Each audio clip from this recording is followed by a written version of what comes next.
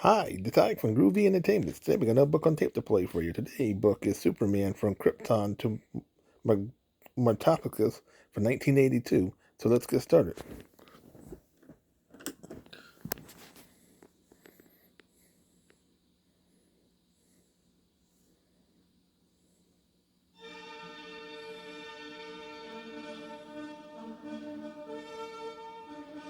Superman from Krypton to Metropolis.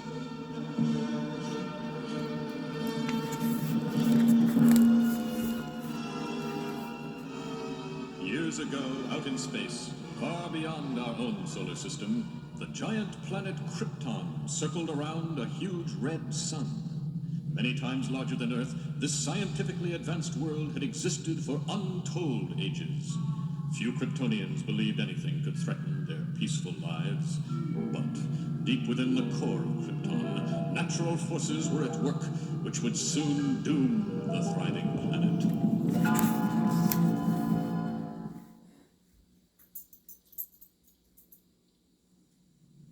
One man knew the fate that awaited Krypton. He was Jor-El, that world's greatest scientist and a member of the ruling Science Council. But knowing the truth was not enough. He still had to convince the unbelieving people of his homeworld. This was Jor-El's mission on that fateful morning as he walked through the streets of the great city of Kryptonopolis. One thought rang through his mind. This time I must convince the council members of the truth. They've scoffed at me before. This is my last chance. If I fail again, it will be too late for us all. That rumbling sound, it must be another quake. It was distant at first, but it soon grew louder and louder until the ground began to shudder with a quaking that threw many citizens off their feet. The buildings swayed, and the streets seemed to groan as they cracked apart. Then, as swiftly as it had begun, the tremor passed. Jor-El looked around to see if any of the people who had fallen needed help. No one seemed badly hurt, but the condition of the once beautiful buildings was getting worse each time the tremors struck.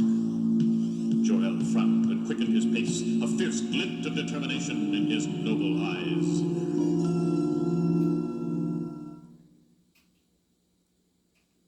Moments later, Jor-El stood in the great council chamber, ready to address its members.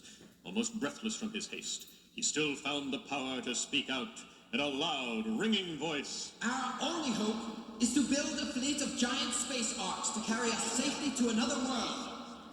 I have searched through my star charts and have found a planet called Earth. Its yellow sun and lesser gravity will give us all powers beyond imagining. We could become a race of Superman.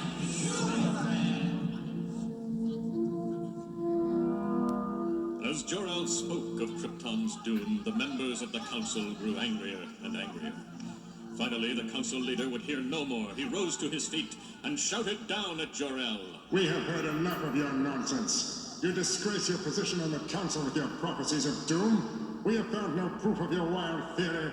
Yours are simply the ravings of a madman. Satisfied with his rejection of Jor-El's theory, the council leader returned to his seat. Now, barely able to contain his anger, Jor-El made his final plea to the unheeding council. You will have your proof, but by then it will be too late. The planet itself will have exploded from beneath our very feet. With that, Jor-El turned and stalked out of the chamber, his face a mixture of frustration and sorrow. After a time, he turned his steps homeward to tell Lara, his wife, of his failure. To think that a handful of foolish men could condemn a whole planet to a fiery doom. While he spoke, she listened calmly. In her arms, their little son, Kal-El, cooed happily. Why won't they listen to me? He asked her. You've done your best to save them. Since they refuse to accept the truth, at least you can finish building your ship to take some of us to safety. At that instant, another shock hit the city, this one greater than any before. Jor-El's worst fears had come to pass. The end was approaching, and only a small model of his planned spaceship was ready to be launched. Hurry, Lara. Put little Kal-El in the ship. Even if we can't save ourselves, we can Save our son! Quickly! We have only seconds left!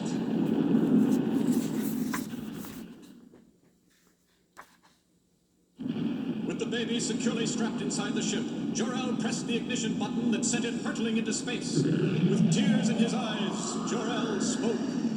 In a short time, our son will reach the planet Earth. There, he will grow to be mightier than any other being.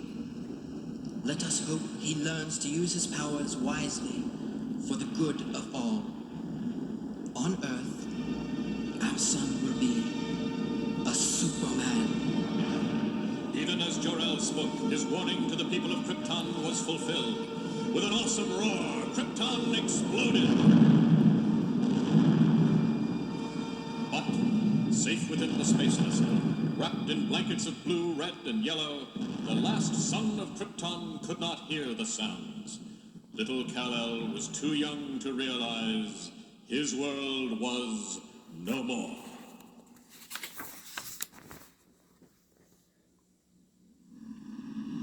Time went by.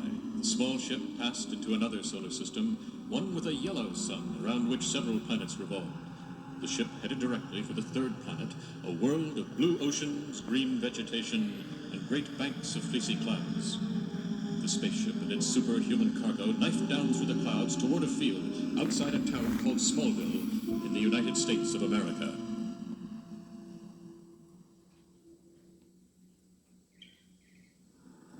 Driving along a country road in their pickup truck, Jonathan and Martha Kent were enjoying a pleasant June day when a roaring sound overhead caught Ma Kent's attention. Looking up, she gasped as she saw a strange red and blue object coming down from the sky. Pull over, Jonathan. I don't know what that thing is, but we better stop and see. No telling where it came from.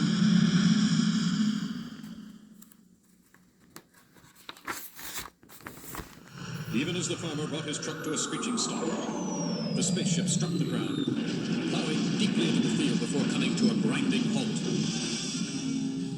Timidly, the Kents decided to investigate. Leaving their truck, they slowly edged toward the deep gorge made by the rocket. They were amazed.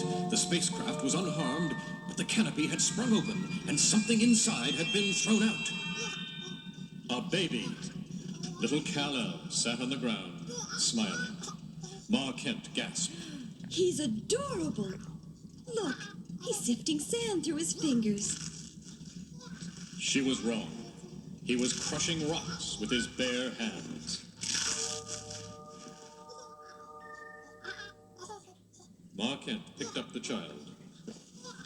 Oh, Jonathan, we've wanted a baby for so long. Can't we keep him? Not if anyone knew how he got it. Why, Martha, that thing he was in could have come from another planet for all we know. We'd better hide that rocket and take this abandoned youngster to the local orphanage. You can bet they won't be able to find his family.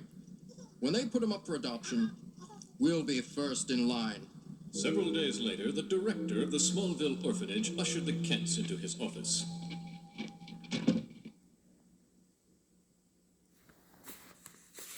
The director felt relieved and thought to himself, If they want to adopt that baby, it's okay with me. If I didn't know better, I'd swear that child had some kind of strange powers. Well, these folks can worry about that now. Had he or the Kents looked out the window at that moment, they would have seen Kal-El in a swing, going all the way around the bar in a complete circle. Not once, but many times. And that was not all. Only the toddlers knew their playmate had now lifted the little merry-go-round they were riding and was twirling it about, giving them a truly super ride. Meanwhile, the orphanage director made his decision. Mr. and Mrs. Kent, your application seems in order. You understand we generally prefer younger adoptive parents. However, in your case, we are willing to make an exception. You have our approval. To himself, he added, Anything that makes my job easier. I still can't understand why the doctor couldn't vaccinate him. He claims the needle broke.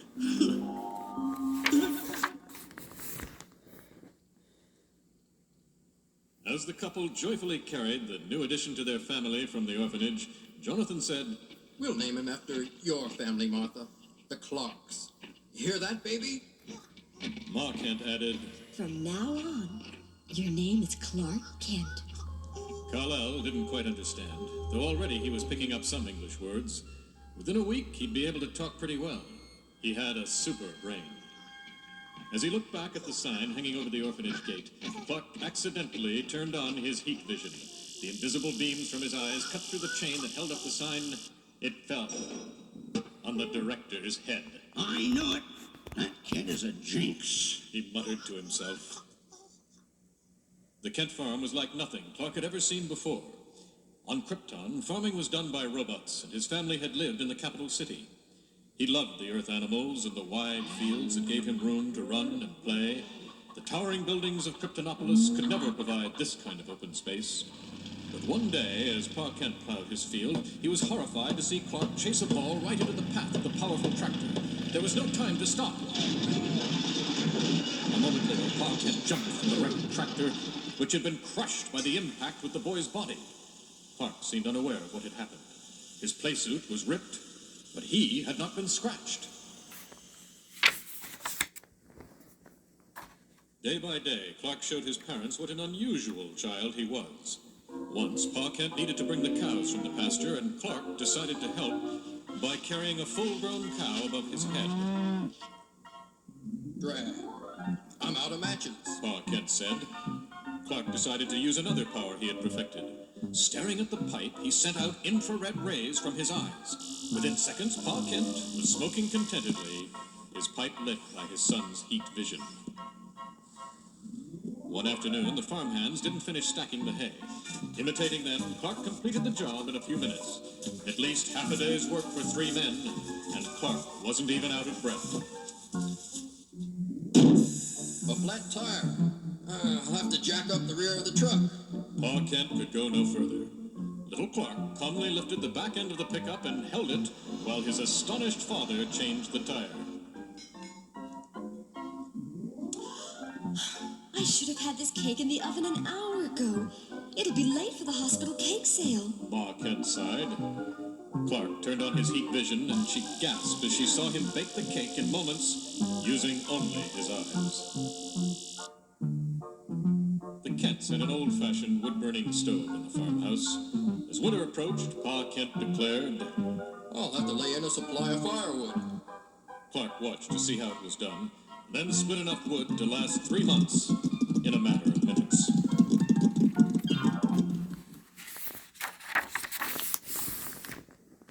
Fire! Jonathan's cry rang out through the house. Swiftly, Clark followed his father up to the attic, not even bothering with the ladder.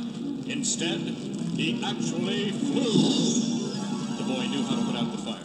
One puff of super breath came from his lips, and a blast of wind tore through the attic, instantly extinguishing the flames.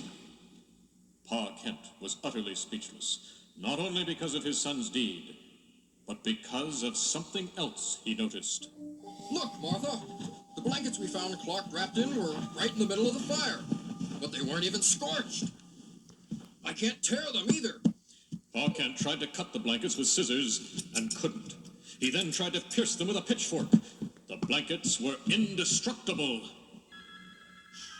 At last. Ma Kent said with relief. Our super baby wears out playsuits so fast I have a hard time keeping him dressed. But now I can make clothes that will last. Out of these blankets. Pa Kent smiled.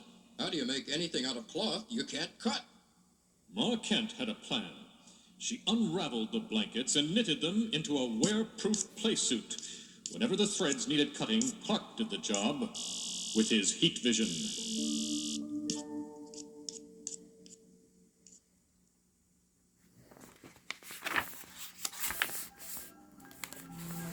Several years later, Ma Kent unraveled her son's playsuit. Adding more threads from the blanket, she made an altogether different costume.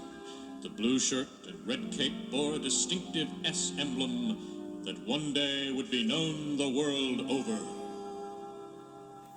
When the boy was 8 years old, the Kents sold the farm and moved into Smallville, where they opened a general store. By the time Clark started school, he had established a special image. He wore glasses, was known as a meek, mild boy who wasn't very good in sports. There was a reason for this. He had to be certain that no one would recognize him when he was ready to start his career as Superboy. Imagine the amazement of the people of Smallville when they saw this brightly clad boy flying over their town. At first, some were unable to believe their eyes. Others regarded the airborne lad with suspicion. But soon they all learned to welcome the youthful figure patrolling the sky.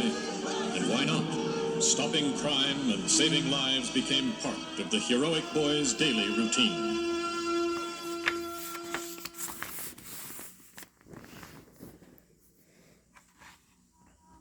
There were some, however, who failed to cheer Superboy's appearances. They were criminals, and they came to both hate and fear the Boy of Steel. As one put it, At least you have a chance when you're fighting a cop. But how do you fight a kid with a hide so tough? Bullets bounce off it like they were made of rubber. one day a bridge collapsed as a school bus started crossing. The vehicle began its plunge to seemingly certain doom. Superboy zoomed in and caught it. The people were awed. But to Superboy, it was nothing. Thanks to his great strength, the bus seemed no heavier than a feather. But, important as these feats were, no deed was too small for the boy of tomorrow. Rescuing a kitten caught in a tree was as much a part of his day's work as capturing bank robbers. Nice kitty. Sometimes Smallville did not offer enough emergencies to fill his free time. He flew east to the Atlantic Ocean to save a tugboat sinking in a raging storm. On the small vessel, the grateful crew waved their hats and cheered. Soon, Superboy was honored by people of many countries who marveled at this youngster who did the impossible and who could not be harmed by anything. Well, there was one thing.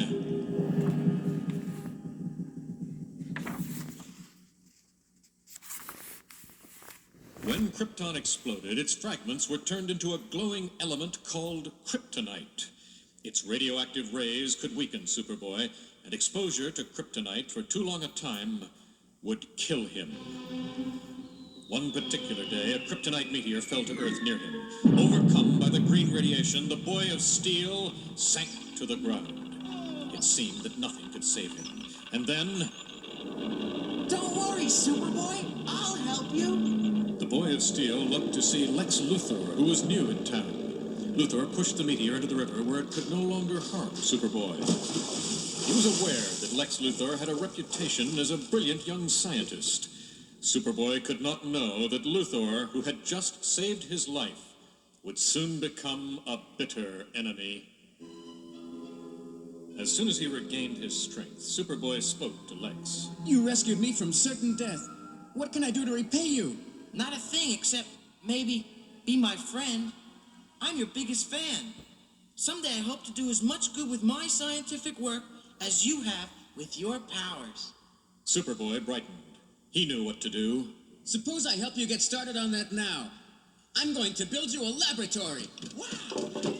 Superboy moved so swiftly that it seemed to Lex there was a whole crew of boys in blue collecting materials, building, and painting. In a short time, the modern laboratory was complete. It only needed the chemicals for Lex to work with. Superboy gathered these rapidly from on and under the Earth, and even from outer space.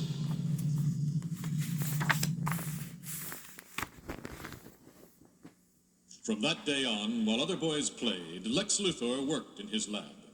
Yet, Lex did not consider it work because he enjoyed it so much. The most difficult tasks, which would have dismayed many famous scientists, were enthusiastically tackled by Lex. One quest in particular drove him on. I must find a way to protect Superboy from kryptonite. After many experiments, Lex determined that the first step in creating such a cure was to create a new life form. If life existed, it could be created. If it could be created, Lex could create it. He was that sure of himself. And at long last, he succeeded. It was a mere lump of jelly-like substance, but it unmistakably moved with the spark of life. Lex swelled with pride at this. Success! I am the greatest scientist who ever lived! He was so overjoyed that he became careless. As he flung out his arms in excitement, he struck some chemicals and equipment, knocking them to the floor. A fire started, and within moments the lab was a roaring furnace. Superboy was patrolling across the town when he smelled smoke. The next moment, he was flying directly to the source. He was shocked to find where it came from. Holy smoke! Lex's lab! I have to put out the fire quickly or Lex is done for.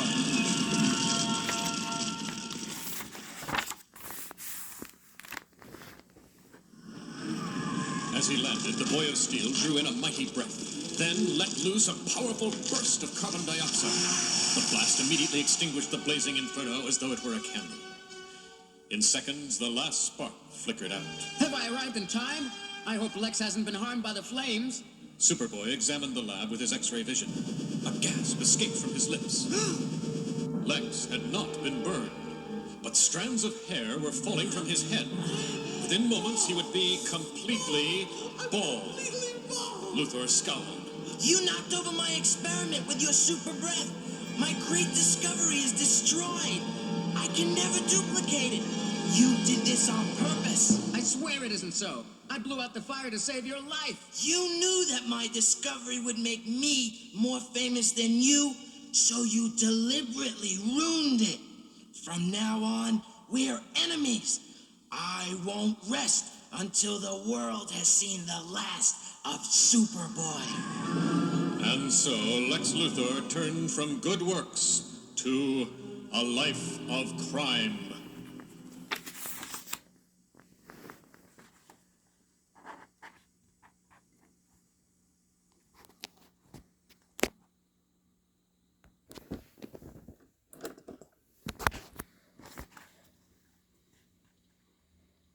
The years passed, and when Clark graduated from high school, he set his sights toward the future. I perfected my powers.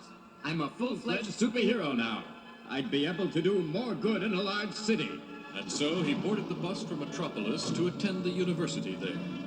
He majored in journalism because word of crime and disaster often reaches a newspaper office first, making it a perfect place to learn where he'd be needed most. During the second of his 4 years in college, Superboy gained a new name. Now he was Superman!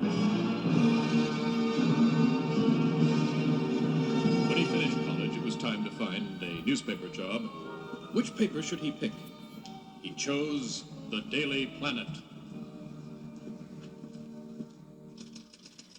Editor Perry White liked the look of Clark Kent.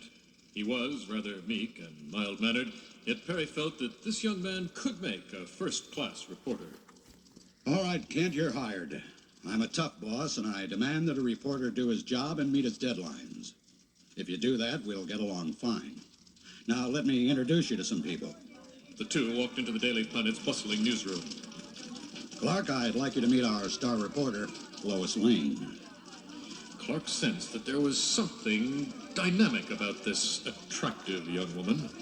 But there was something more, a look of independence and determination that had undoubtedly helped her become a top reporter at a very young age. Clark was not usually one to make snap judgments, but he knew at once that he liked Lois.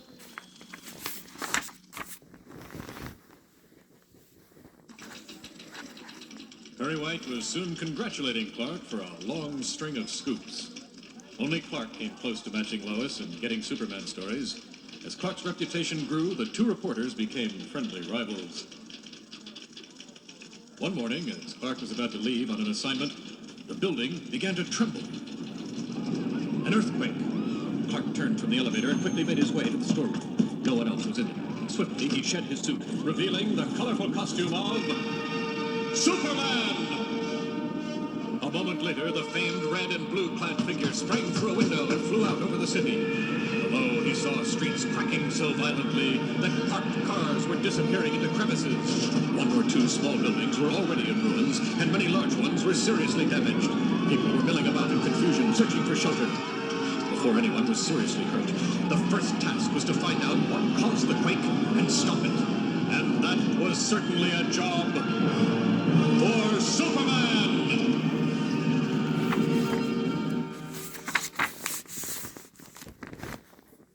Directing his amazing X-ray vision beneath the ground, Superman spotted the source of the problem. Something had turned the bedrock beneath the city into a swirling pool of molten lava. diving down with lightning speed. He crashed into the ground and drilled through the rock and soil. In seconds, he had reached the liquid stone. A blast of frigid Arctic air streamed forth from the Man of Steel's lips. Within seconds, the lava cooled and hardened back to normal. The threat was ended. It had certainly been a strange disaster, but no stranger than the tornado which struck the countryside near Metropolis the very next day. Even as the man of might flew toward it, he saw the rumbling twister rip into a barn, reducing the building to splintered boards which were thrown out in all directions. The possibility of a tornado occurring in this part of the country was remote, and during this season, it was considered impossible. Finding the cause would have to wait until the tornado itself was wiped out.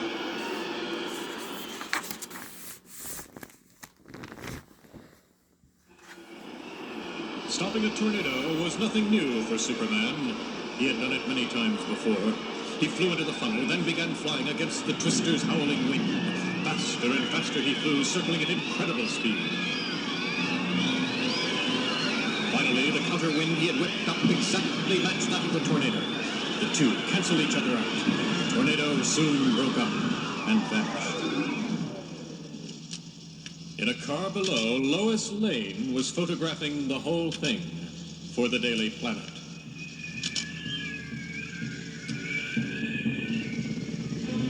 Stop, Superman. Listen carefully. I have a message for you.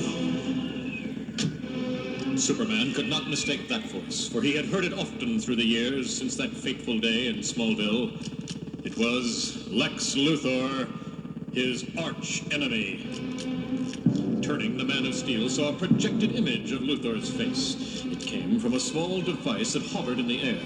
Another of Luthor's brilliant inventions, and as usual, it was used both for crime and for revenge against Superman. The voice went on. I caused the disasters that have struck Metropolis, and they will continue until your city is reduced to rubble.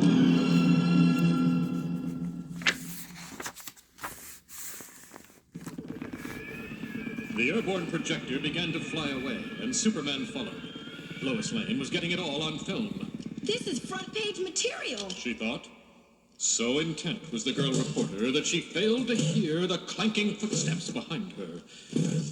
With a sudden swiftness, a metal hand clamped over her mouth, while another hand imprisoned Lois's arms. She was unable to break free or call out to Superman for help. The man of tomorrow had already flown too far away to notice her predicament. Flying over Metropolis Harbor the next day, Superman saw an incredible sight. An enormous iceberg towering to skyscraper heights above the water. Even Superman was baffled by the appearance of an iceberg this far south. The boats and ships in the harbor were clearly in danger. Superman hurtled towards the icy menace, but was stopped short by a harsh voice. Wait, Superman. Don't smash that iceberg until you hear me out.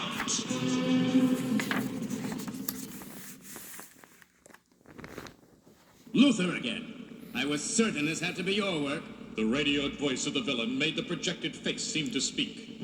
Who else has the genius to do this, Superman? But I advise you not to try smashing the iceberg until you have carefully looked inside with your X-ray vision. Twin X-ray beams flashed down from the Man of Steel's eyes, stabbing through the thick ice until they reached an air bubble. Inside, Lois Lane was sealed, imprisoned there by Lex Luthor. The evil voice continued. Smash the iceberg, and she will be crushed. Use your heat vision to melt it, and she will drown. Superman turned angrily toward the mocking image. This time you've gone too far, Luthor. I swear I'll catch you, and when I do... So great was Superman's rage that he failed to realize how close the iceberg was drifting towards the great Metropolis Narrows Bridge. Nor did he notice a flying figure approaching from behind. A man propelled through the air by rockets attached to his bizarre costume. It was none other than Lex Luthor. this time in person.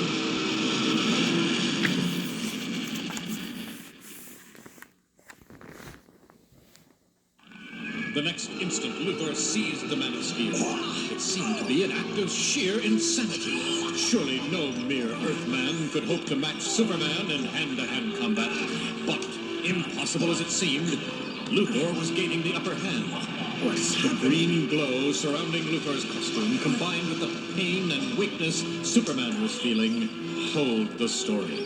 Luthor's costume was covered with kryptonite. Once Luthor had saved Superboy from it. Now the evil scientist was determined to kill the grown Superman with kryptonite. Gathering every bit of his waning strength for one last effort, Superman flung his attacker into the sky. Then, with the kryptonite at a safe distance, he turned and flew off in the opposite direction. Luthor grinned as he saw the fleeing figure.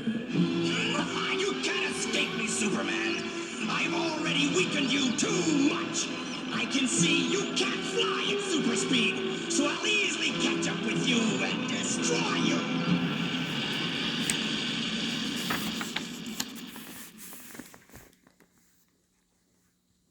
Superman kept flying, but he turned his head to gaze intently at his pursuing enemy. Luthor stared at the face, hoping to see the fear he felt certain he had inspired in the Man of Steel's heart. Superman's eyes showed nothing of the kind. He was staring at Luthor's costume, and the expression on the Man of Steel's face looked triumphant. Only then did it dawn on Luthor what was happening to him. Superman was looking back so he could train his heat vision on Luthor's costume and burn away all the kryptonite. Luthor's weapon was gone. What?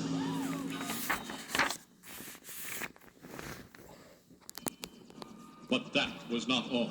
With the deadly green mineral gone, Superman shifted his heat beams to the rockets which flew Luthor through the air. They were melting, and without them, Luthor was already starting to fall. Panic gripped him as he looked below. Hitting the waters of the bay from such a great height would be dangerous enough. But looming directly under him, Luthor saw the broad metal span of the Metropolis Narrows Bridge.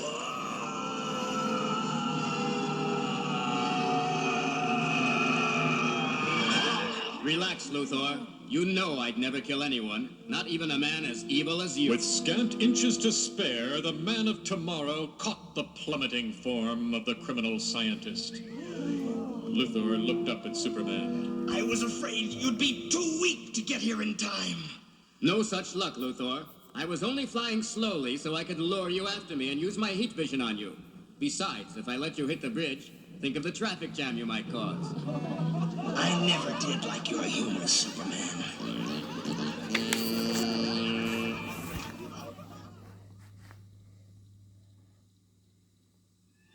A police car happened to be on the bridge. The team of officers who manned it hurried to take charge of Superman's prisoner. They were only too happy to do this, since it would mean that they'd be arresting the famous Lex Luthor, #1 on the FBI's most wanted list. Superman smiled at Luthor. These gentlemen will see to it that you get back to your cell in Metropolis prison. I'd fly you there myself, but I have some unfinished business to take care of. As the police car sped away, the voice of the evil mastermind cut through the wail of the sirens. We'll meet again, Superman. The menacing iceberg had almost reached the busy bridge. Another few moments and the mighty steel span would be struck and crushed. Its cables would snap like threads and the bridge would buckle and collapse into the river below. Superman knew he had to act quickly. And yet, Lois was still in the iceberg. How could he destroy it without harming her? He flew to the top of the mountain of ice and yelled.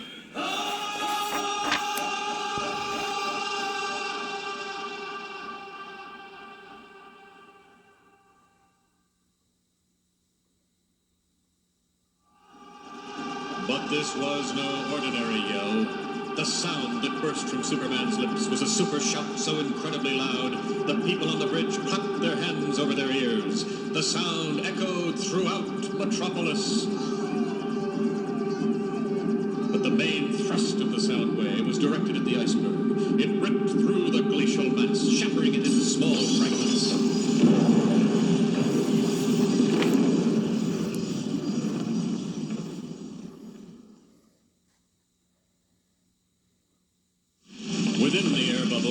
heard the shout and the rumbling of breaking ice. She saw the broken chunks start to fall towards her, even as the icy floor under her feet began to crack and give way. It looked like the end of the courageous reporter. But Superman had not acted without first figuring out every angle. The instant the shout left his lips, he went into super-speed motion, hurtling himself into the crumbling iceberg so swiftly that he reached Lois before a single fragment of the ice could strike her.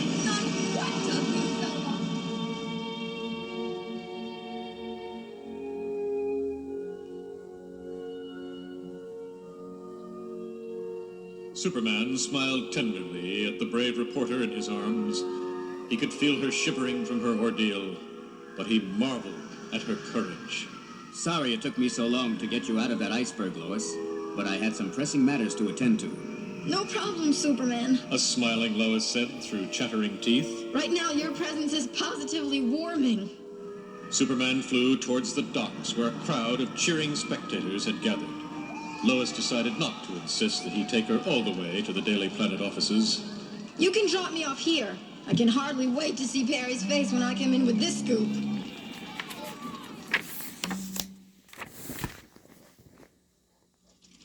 A short time later, Lois reached the Daily Planet City room. Perry White was standing in the doorway of his office when she came in. Lois hurried toward him, gasping. Perry, have I got a story? I've been kidnapped by Luthor, sealed in an iceberg. And rescued by Superman when he shattered that iceberg with his super voice. What? Lois was stunned. How could you possibly know that? Clark was here 20 minutes ago with the whole story. Perry answered. It's already gone to press, but we still want your first-hand account for the next edition. Lois turned to glare at Clark Kent. She didn't say a word, but she was thinking plenty. How could he have reached the planet ahead of me? I caught a cab as soon as Superman left. Even if Clark did happen to be on the scene to get the story, how did he manage to get here 20 minutes ahead of me? Unless Superman picked him up and carried him here. Or if Clark Kent actually was... No, that's absurd. Clark suspected what Lois was thinking and smiled knowingly.